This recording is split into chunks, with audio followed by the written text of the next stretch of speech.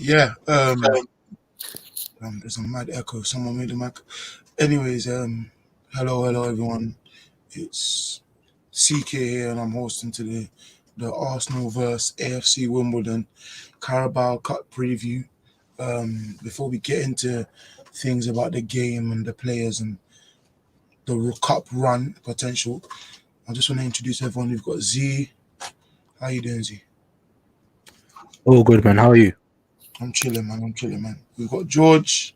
How you doing, guys? Good? Yeah, and we've got Willow. You up, people? Yeah, Corin's not here, as you can very well see, but he'll be back. He'll be back soon. Like obviously we don't generally do well in the Carabao Cup, but last game we beat West Brom 6-0.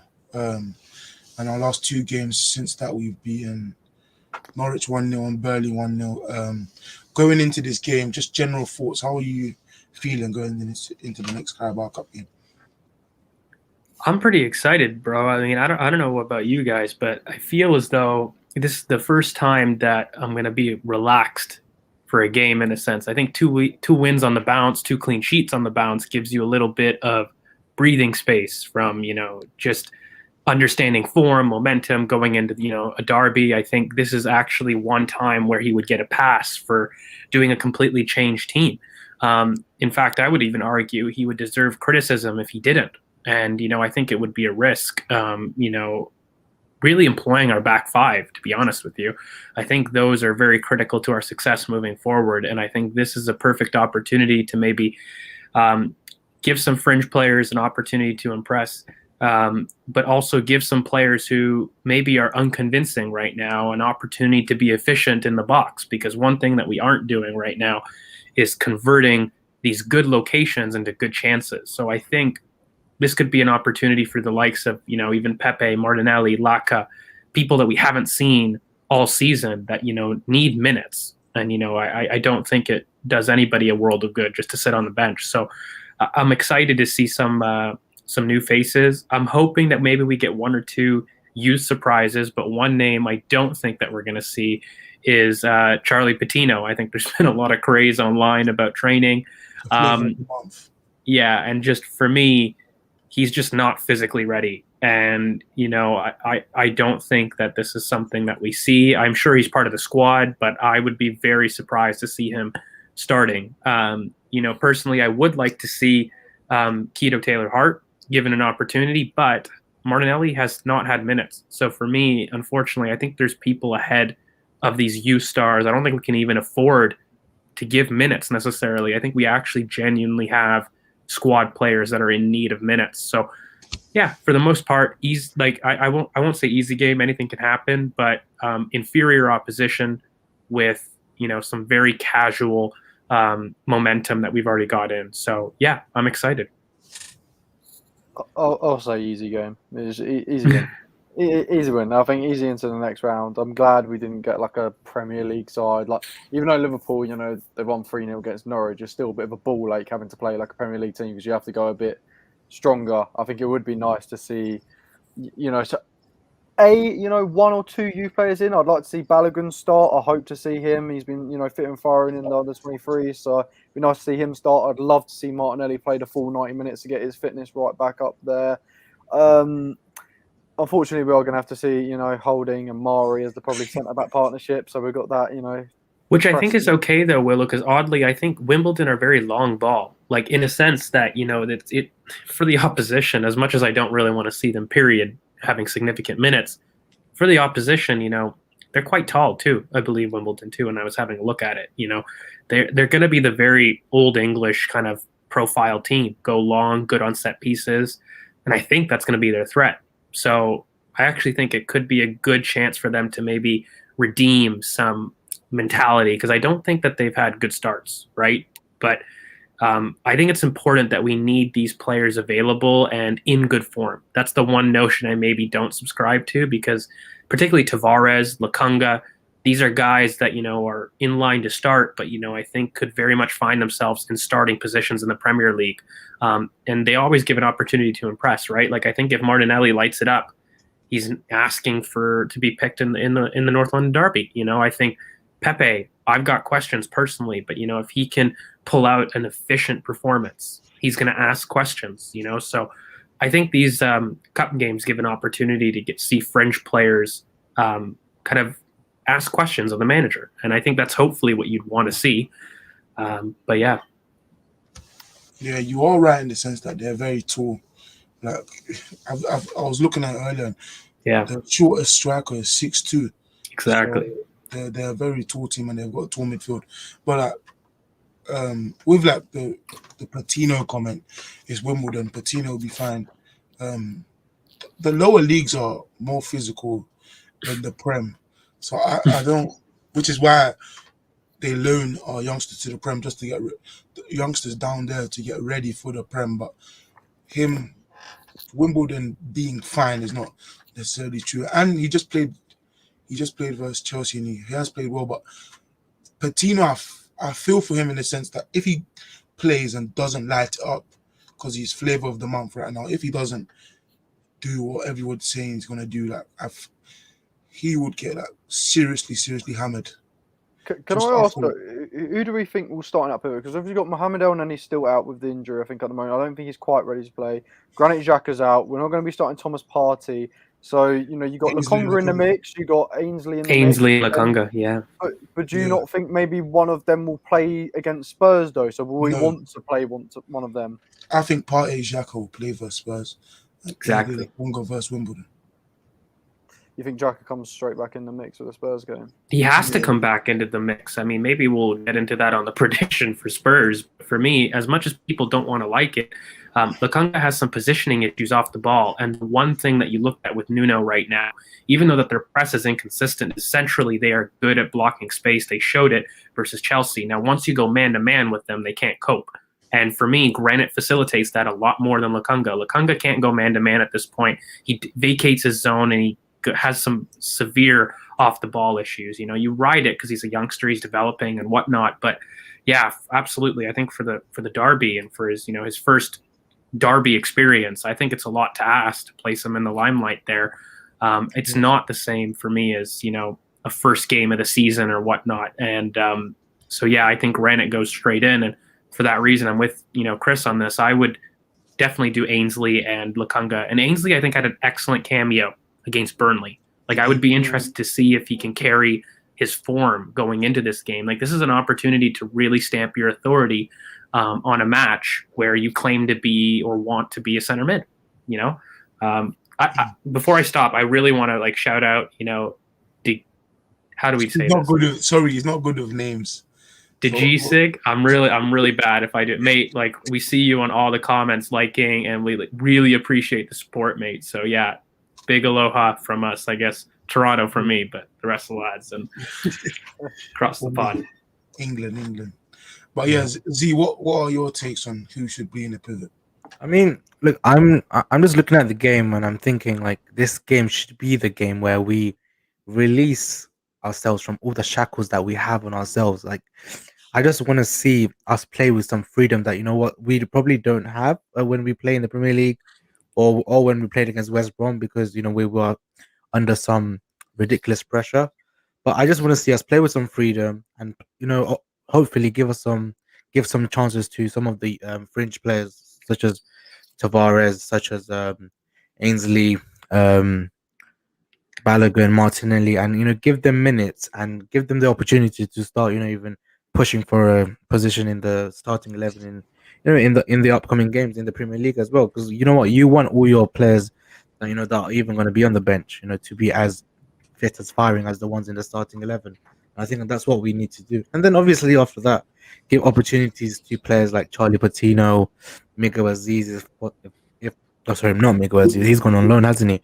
Balogun and well, even Eddie, mate. I think unfortunately, you look at it, Lacazette, Eddie, and Martinelli, Pepe, we've got frontline players, and there are some frontline players I would love to see as the youngsters, but I just don't think we've got, the ability. Same thing that happened last year.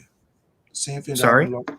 I'm saying it's the same thing that happened last year, not to the same extreme, but that you have so many senior players that you have to play some of them, and the kids miss out on a chance to play.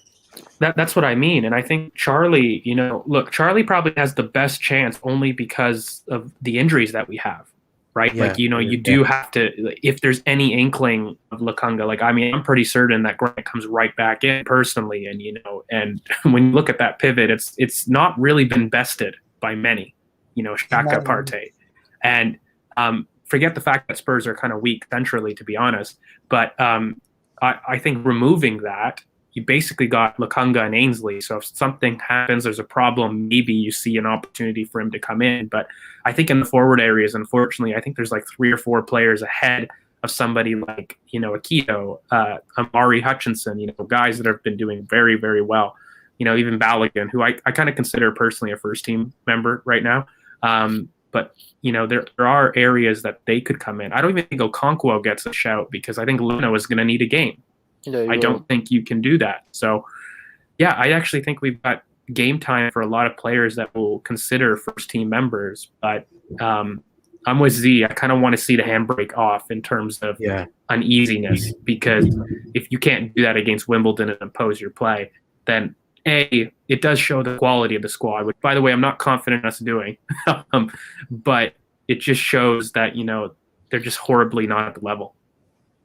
But look, I don't think we should all be expecting us to play a lot of youth players, because we have a very big squad and we have to actually share out the number of minutes that we give out to the rest of the squad. So players like, even though that's on the bench, those players that were on the bench against Burnley, those players could have been starting for us last season as well. So those players would be demanding minutes and an opportunity to play in the starting 11. So unfortunately for the youths, like they won't probably see as much game time as we like, but hopefully in the coming seasons, when we start, trimming down the squad, these youth players, they will get a bigger and better opportunity, hopefully. But for now, they will, right? Because even looking at the end of this season, look, if we don't do anything, Lacazette and Nketiah, Kolasinac, and Elneny are 4 players that immediately are out of contract. Yeah. Right. And of those, you've got 2 foreign spots. And I think like a big reason why we see links to a center mid and a striker, besides being,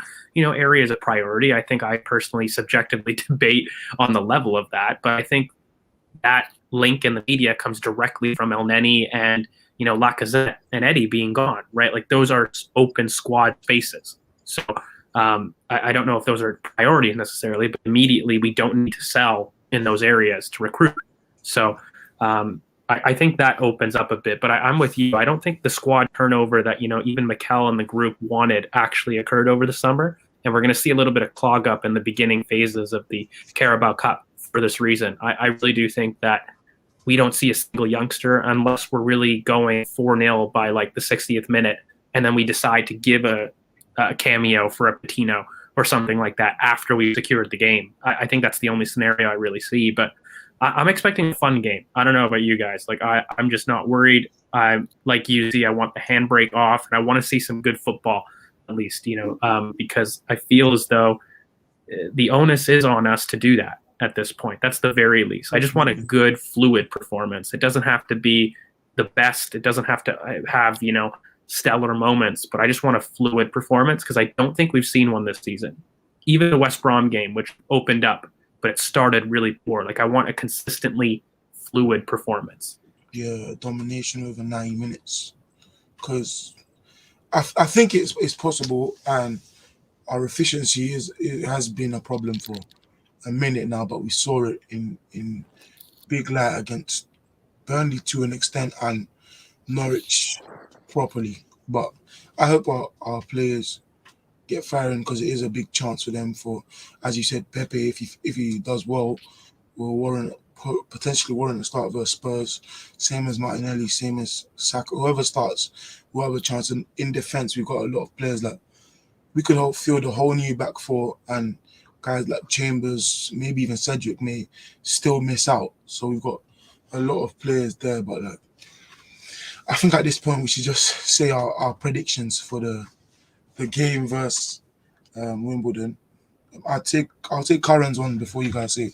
Karen's predicting a 3-1 Arsenal win. That was what I was initially maybe going to go for, but I don't like going for what other people say. So I'm now going to say 4 on Arsenal. I'm going to think that we get 4.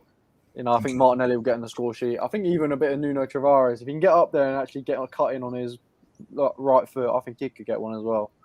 So 4-1. Yeah, I think we want a goal fest. I don't know if we'll get it. I think it'll be 3-0. I think we get a clean sheet. I think that's going to be important for McAllen, wanting to maintain that consistency. And I think we do get it. Really, I only see kind of set piece threat with them, but we actually have aerial ability back there. So I don't see them scoring, but I unfortunately don't see like a 6-0 or a 5-0, even though if I wanted, I see this 3-0 because expectations are that we kill them. We never do that. So yeah, I think it's going to be 3-0. I think it's, before Z goes, I think it's going to be a 2-0 Arsenal win. I don't know. I don't know why, but I just sense 2 goals. Z? I'm going 5-0, man. I'm going 5-0. 5-0 for my return back. No, I definitely feel like, you know what, we probably will, be released from the shackles, and some of the players will be out there to prove a point, and that's included players like Lacazette, Martinelli, Balogun, and whoever else that gets the opportunity. And I think we'll be trying to shoot a lot more in the game. So 5-0 is my scoreline. Who do you guys think goes in the 10? Because I think predictions. So my biggest thing is, who do you think is able to go in the 10? Because I would argue Odegaard doesn't need it, but I think Emil might need it on a form count, but I'm just not sure fitness-wise, is that the smartest idea? I think Emil will go in there. I think Emil needs a bit of a lift, really, because he's actually, what I saw on social media and probably in himself, he has obviously got a bit of stick recently on how he's been playing and people not being 100% happy with his performance. And I doubt he'll be the thing is, I doubt he'll be 100% happy with his performances at the moment as well. He's young at the end of the day, so he's going to be like that. But I think he needs that. I think he needs to get himself a goal or assist to get his confidence back, because at points last year, he was unbelievable. So he just needs to get back to having that confidence. Well, especially when you have Lacazette. So I said this kind of in another stream where I have some rules for attack. And when I've got Lacazette, I need Emil as the attacking mid that's next to him personally. Who's a close combination kind of guy himself. And I believe with wing forwards like that, you're going to really have an opportunity to release them. I think you could go for Odegaard. I would worry on fitness. If they pass and they think he's totally okay, then I'm happy for him to come in and kind of change things. But I do feel a lot of his form came from just inconsistency in the lineup. So he came in for 20 minutes the match before.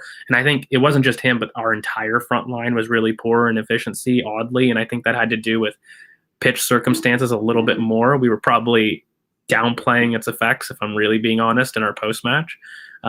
And I don't like conspiracy, so I don't like to do that. But still, I think fitness is the only thing I worry about with Emil, because we do have an international break coming up after Brighton, right? So for me, we need to maintain this consistency in the starting 11 for the next 2 games, because I think those are winnable games, and I think they're important. So I wouldn't do it to sacrifice that potential, but because I think Odegaard has more ability to repeat at the moment. He's in form, and when you are in form, you don't really feel your fitness that much. And you're not searching for late tackles. That's my only thing. I kind of go against the grain on people when I do see that, because for me, when you're in form, you don't worry about fitness. I think we worry about that as fans a lot more than players do. I do worry when you're out of form, though, because you stretch for that extra yard, you go for that extra 50-50 in an attempt to prove yourself, and that's where I worry. If you've been in and out of the team, you could be, looking for injury. But yeah, I'm okay either way. I hope it's ESR and it's okay in terms of fitness. But if it's Odegaard, I'm not upset. Do you not think there's a chance we could play 3 at the back? I know it's not probably because we want to fit the most people in. It's a possibility, right? Because you're looking at Cedric and Chambers to get them minutes. Then exactly. That's what I think, and I feel like both of the 10s will probably be rested for the big game on Sunday. So we might. Which I'd be okay with. Would you be okay with like a 3 at the back? 1,000%. Yeah, I'm fine with that, because I feel like we did the same against West Brom, and we came out good. So I just hate when people go 3 at the back's a defensive formation, and we go into those kind of things, because I really don't agree. I actually feel that 3 at the back is quite attacking personally. And it totally depends on how you play it. So I'd probably actually go with UZ. I want a 3 at the back. I don't want really Emil and Odegaard being, No, me neither. potentially in the game. So yeah, I'm with you. I might want a 3 at the back. But yeah, that's the predictions on screen, so no one can really back out, or because I've been changing recently. Yeah, I was gonna say someone definitely I'm loves to sticking back to it from out. now, and that's it. Like Z 5-0, George 3-0, me 2-0, Willow 4-1. If you had to change, where would you change? I'd go 3-0. Copy me. Okay, yeah, I'd copy you. Yeah. But yeah, that's pretty much it. We all hope for a win. We hope for the form to carry on. We hope for we hope to kill the game early so that youngsters can come on. That's Yes. what we really hope for. But yeah, I'm gonna go to the game tomorrow. I hope it's a good one and it's not a waste of time. But and yeah, the rest of the week we have to look forward to the Tottenham game, the Tottenham preview, the Tottenham review. That Tottenham preview is going to be fun. But yeah, I'm warning you all right now. I'm not going to be objective. So if you come here for that, for me, just bear with me on that one stream. I get a pass. I'm not going to be objective. So. That's the only one all year. The only one. Mm-hmm. But yeah, shout your socials out before we go. Yeah, you can find me George V_AFC, and of course subscribe to the channel. We've been lacking a little bit of subscribers. Like, we love the engagement, but let's get that up. We're going to push to 600, and of course follow the Twitter @BotFooty. Yeah, Willow. Yeah, just the one Willow on Twitter. As George said, just keep liking, subscribing, just getting involved with the channel. We really love the support, and we just want to keep pushing until we get 600. We're close to monetization. Z. Yeah, follow me on CURRANBOP, and yeah, follow. I just clocked what you did, but yeah, follow Karen BOP. Even though he's not here, as you can very well see, he's there in the chat. And for me, it's pure CKK on Twitter and Ball of Passion on TikTok. And thank you for 200 followers. I think it is on BOP for you. Yeah, that's big. That's a big milestone. Yeah, 200 followers on BOP for you. Follow the Twitter, and the channel's on 584 subscribers, I think. So I feel like I've heard George that said before, maybe by a famous person. Oh yeah, Ryan Reynolds. No, Mikel. No. Yeah, Mikel. But yeah, we'll talk more on that next time. Thank you for watching. Please like, comment, share, and subscribe. And we're out.